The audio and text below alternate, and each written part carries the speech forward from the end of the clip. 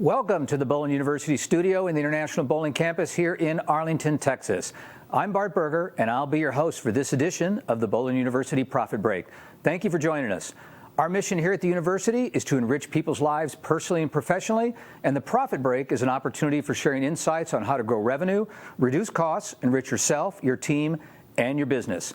Now, if you're joining us for the first Profit Break, welcome. We're glad you're here. Give us 15 minutes, and you'll be well on your way to improving your profitability.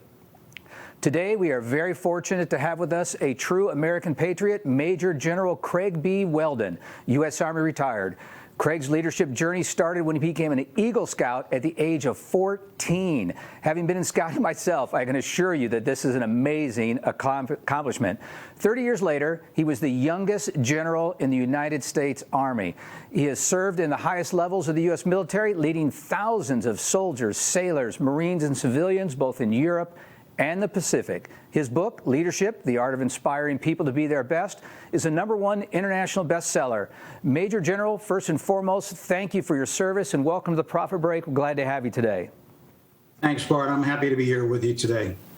It is an honor. Well, let's dive into the book here and a little bit about what you're going to be sharing with us when you join us a little later in Las Vegas. 40 years of military service, incredible. But then you transition into this new life, this new chapter as an author and a speaker. First obvious question is why? Why not just go and golf and enjoy life after all that service to our country? Yeah, well, you're not the first person that's asked that same question. But about 2018, about 3.5, 4 years ago, somebody said to me, okay, you spent 40 years associated with the military. You're going to go retire. What are you going to do with the rest of your life?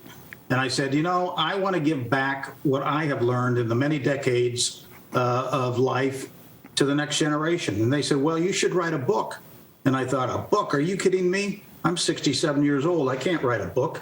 And you know, I thought about it, and I wrote a manuscript. I hired an editor, and I got it across the finish line, and was quite frankly surprised that I could do that. The book, as you mentioned, is an international bestseller on Amazon. It's won 4 national awards, and it's tied very, very closely to my presentations, like the one that you all will hear in Las Vegas. And so that's really the legacy that I want to leave when I leave this earth, is that I gave back some of the lessons that I've learned over many decades to the next generation. Yeah, and we're grateful for that. So you mentioned that it was a #1 international bestseller. Just at a high level, before we dig into some of the things that I found fascinating about the book, why do you think? What do you attribute the success to? Why did it, you know, from a person that wasn't an author to now a best-selling author? What do you attribute the success of the book to? Yeah, well, I would tell you first, I'm a storyteller. And when your audience hears me in Las Vegas a few months from now, they'll see that. I think storytelling is the best way to communicate, and I tell lots of stories, both in the book and when I'm on a stage. So that's the first item. The second is I knew, and I've got a section in my book or a chapter in my book about communications, you really need to know who you're talking to. And you need to communicate in terms that they understand, because it's not really what you say that's important, it's what the other person hears. And whether you're writing or you're talking, it doesn't matter. Whether you're talking to a 6-year-old or a 60-year-old, an American, a foreigner, a liberal, a conservative, a male or female, it doesn't matter if you have a central message and you want to communicate it. You ought to understand your audience and communicate it in terms they understand. So when I wrote the book, I tried to do 2 things. I tried to make sure that I could connect with the people that I thought I wanted to read this book, and I told lots of stories. Well, you start out in the beginning of the book, chapter 1, with character, the basic building block. Why is that so important, and why did you start the book off with that? Yeah, so the first draft that I gave to my editor, he said, nobody's going to read this book. And I laughed, and I said, why is that? And he said, because it's a memoir.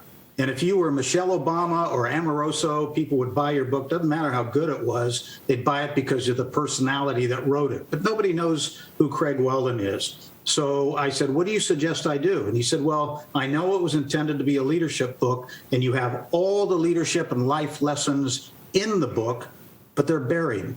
Find them, pull them out, make them chapter titles, and fold these wonderful stories that you have underneath to support those. And I said, okay, I can do that. That was relatively easy to do. And then he said to me, what's the most important aspect of leadership?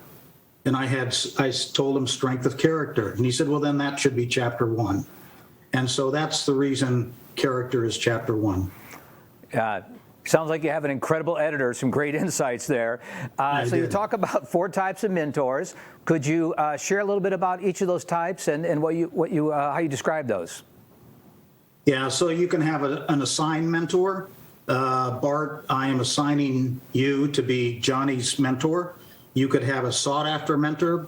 Bart seeks Johnny to be his mentor. You could have self-appointed. Bart self-appoints himself to be Johnny's mentor. Those are all traditional mentor relationship starts, the way they typically start. My experience has been that sometimes you don't even need another person to be a personal mentor, that as you go through your journey in life, and think of it as walking down a trail that has rocks along the trail, and each one of those rocks represent an experience that you have or a person that you observed. Pick up the rocks, put them in your rucksack, and carry them with you the rest of your life. I call that virtual mentorship. And I, over many, many decades, have observed behaviors of other people and things that people have said, things that people have done that I truly, truly admired. And I said to myself, wow, if I ever get into a position like that, I hope that I'm just like that person. I've also had experiences that I have seen people in senior levels that I said to myself, wow, if I ever get into a position like that, I hope I'm never like that person. Well, both rocks are important. I put both of them in my rucksack, and it's important to remember those experiences so that you can replicate the good ones and discard the bad ones. Yeah, that is powerful, because I think sometimes in life you learn as much about things you don't want to replicate and do as you do about things that you certainly want to replicate and do, and that's a great metaphor and example of how to do that. So besides character, you talk a lot about communication in your book and why that's critical. Could you share a little bit about why that's so important? Yeah, I mentioned a little earlier that it's not what you say that is important, it's what the other person hears. If you think about people who are very technically focused, a doctor, an IT person, a lawyer, sometimes when they talk to their fellow professionals, they talk in terms that you and I might not understand. And I have some examples like that I give in my presentation sometimes. A doctor who has great bedside manner will understand the compassion that the doctor needs to have, and he will communicate the medical situation in English rather than into medical gobbledygook. The same thing for an IT person. When I got more senior in the military and I had information technology people that reported to me, one of the first things I told them is, when you come in here and explain an issue to me, do it in terms that I can understand, because I'm not really adept in information technology. I really appreciate what you do for me, but you need to communicate it in terms that I understand, not in the terms that another IT professional may understand. So communications is very important. The other thing is, when you're talking to somebody or talking to a group, watch the body language. If you see somebody that's leaning forwards and they're about to say something, they're probably not listening to you very well. So another interesting and important aspect of communications is being a very good listener. So you talk about personality types, and not only understanding your own personality type, which is important, but also the people that you're leading. And from a military perspective, we often think about people of authority. I have that authority, so therefore I tell you what to do. But obviously, you take it to a much deeper dive on. So why is it important to understand those that you're leading and their personalities? So the one I use the most as an example is a Myers-Briggs personality test. Some of your listeners may have heard about that. If they haven't, they can go online, type that into the browser, find it, take the test, and figure out what kind of personality they have.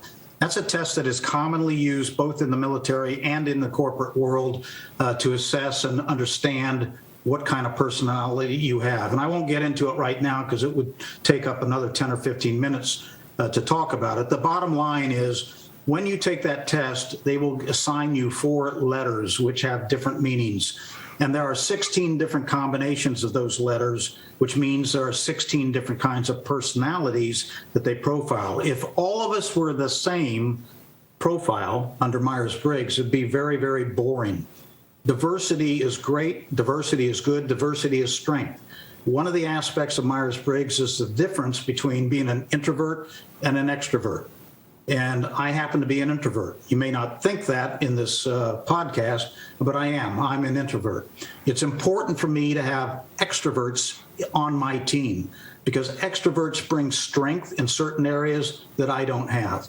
By the same token, I bring strengths that perhaps they don't have. And there are other components of the personality as well. But the bottom line in all of this, and there are many different kinds of personality tests, is that diversity is good.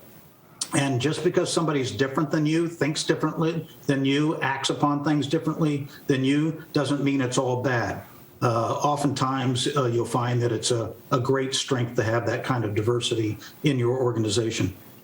Well, Major General, I'm certainly not going to debate and question you whether or not you're an introvert or not. We can discuss that a little later. I certainly understand, and I'm familiar with the Myers-Briggs actually there. So you talk about goal setting, and I love one of the things in the book about the 1% advantage. Can you, for those that are tuning in today, can you share what you mean by that and how we put that into practice? Yeah, so right before that chapter, I have one called How Tall is Your Ladder, where we talk about what are your aspirations, how high up this corporate ladder do you want to go? And again, we won't go into that story today because it will take a little bit of time to tell. But when I got done with that chapter, because the bottom line is I said, set goals that you think you can achieve. Once you achieve them, be satisfied. Because if you keep striving for the next rung on your ladder, at some point you're going to get to the last rung on your ladder. And I've had too many people that I've encountered over my life who have been not only disappointed, but carried that disgruntlement with them for a long time. A colonel who didn't become a general, who had a very, very successful career, and then carried that disappointment with him for years. And what I would tell them is, you had a great career. You've probably got another great career doing something else ahead of you. Don't look back, look forward. But after I wrote that chapter, I thought, some cynics might say, Whelden is being a little bit, he's telling people to strive for mediocrity. And I wanted to counter that. So I added a chapter called The 1% Advantage. And what that means is, if you strive to be the best you can possibly be, and quite frankly, the best that anybody can be, like an Olympic athlete, like a pro athlete, like a singer who wants to win a Grammy, an actor or actress wants to win an Oscar, you want to be the best in the world at what you do, that's fine. Go for it. But you got to realize what the risks are associated with that. And Michael Phelps, who won more gold medals than anybody in Olympic history, actually has an HBO special called The Weight of Gold, where he talks about the weight that he carried with him throughout that time period and the pressure that put on him. And at 28 years old, when his Olympic career was over and he went to 3 or 4 Olympics, he looked in the mirror and he said, all I am is a swimmer and nothing else. And he went into a state of depression and even considered committing suicide, as did many other people who have reached that level. So I'm not discouraging people for reaching as far as they can to achieve as much as they possibly can. All I'm saying is if you do that, you just have to realize there are risks associated with that level of ambition, and you need to be ready to accept those risks. Oh, good insight. As we kind of wrap up our time today, I don't want to finish on a heavy topic, but I know that you talk about a story when you were younger about almost losing your life. And can you kind of share that with us as we kind of wrap up our time here today and look forward to having you with us in Las Vegas? Yeah, when I was 18 years old, I ran a teenage adventure trip for a camp on Rapid Rivers. I'd had 30 teenagers that were 13, 14, 15 years old. And I was only 18 years old, but I was in charge. And the year that I went down that river for the first time, the river conditions, any of your listeners who have been on Rapid Rivers know that it depends on the level of the water, on what the appearance of the river looks like. And the higher the water is, some of the things that you are looking for have disappeared because they're underwater. and the current runs differently when the water's high. So when I first went down the river to learn the river with the fellow who ran the trip before me, the river was low. The following summer, when I came back to be in charge, the river had risen, and I didn't recognize some of the things, and we got caught. And I had caught in the current, and I had 5 canoes behind me with 2 teenagers in each one of them, and we didn't have the time or the ability to pull over and do all the safety protocols that were associated with going through rapids. And I just turned around and said, "Follow me." And we went through the rapids, and 2 of the canoes dumped the kids in the water. They had life jackets on, but we weren't able to recover both the canoes very easily. So I went out to try to recover one of the canoes, and that's where I made some really dumb decisions, like taking a kid with me, like taking my life jacket off, so it wouldn't encumber my ability to maneuver this canoe that was stuck among rocks and so forth. And when we finally got the canoe free of the rocks that it was stuck on, I yelled at the other kid, "Grab the canoe, it's buoyant." He did. And then I reached out to grab the canoe and missed. And I thought I was going to die. And I remember coming out of the water. It seemed like hours later, but coming out of the water, gasping for air, barely feeling any feeling in my legs, and able to get to the side. I barely survived that episode. And as I look back on that, one of the reasons is because I was 18 years old. The prefrontal cortex of your brain doesn't fully develop until you're about 25 years old. That's why soldiers, young people, make such good soldiers, because they don't think about the implications of what they're doing always rationally, like you and I might at our ages now. And it's not until rationality and so forth comes into play when the prefrontal cortex of your brain fully forms at about age 25. And so the lesson I took out of that was that when you're working with young people, either teenagers or young adults, you need to recognize that their rational decision-making isn't quite the same as it might be 10 years from now or 20 years from now, and take that into account when you work with them. Oh, thank you. And Major General, thank you so much for your time. We appreciate you carving out some time today, and we look forward to having you with us in this June at Bowl Expo. Yeah, I'm really excited to see you all there. Yeah, looking forward to it. And folks, we will have Major General's book available on site at the Whelden University bookstore, but you don't have to wait. It's available today at Amazon and other retailers. So remember, if you would like to learn even more about inspiring people to be their best in the incredible career of Major General Whelden, he will be one of our featured speakers at Bowl Expo in Las Vegas this June. Craig's 90-minute learning lab, Inspiring Leadership in Challenging Times, will be taking place on Tuesday, June 28th at 2:30, and you are not going to want to miss it. As we wrap up another edition of the Whelden University Profit Break, remember that when your focus is on growing people, people will grow your business. We look forward to seeing you next time for another great episode. If you have any questions about today's show or would like additional information, you can reach us anytime at education@bpaa.com. Also, you and your team can watch any of our previous episodes 24/7 by visiting bowlinuniversity.net. The Profit Break is now available when you want it, and we have new episodes premiering every month. Until then, I'm Bart Berger, and remember, do for one what you wish you could do for everyone. We'll see you next time.